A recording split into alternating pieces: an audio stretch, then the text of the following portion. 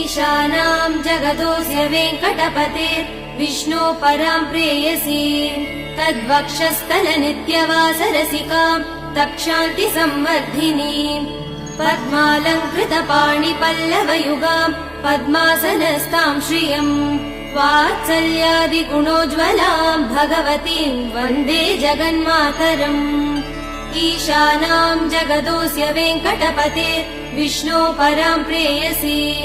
तद्वक्षस्थलनित्यवासरसिकाम् तक्षान्ति संवर्धिनी पद्मालङ्कृतपाणिपल्लवयुगाम् पद्मासनस्ताम् श्रियम् वात्सल्यादिगुणोज्ज्वलाम् भगवतीम् वन्दे जगन्मातरम् श्रीमन्कृपाजलनिधे श्रुत सर्वलोक सर्वज्ञ शक्तनत वत्सल सर्व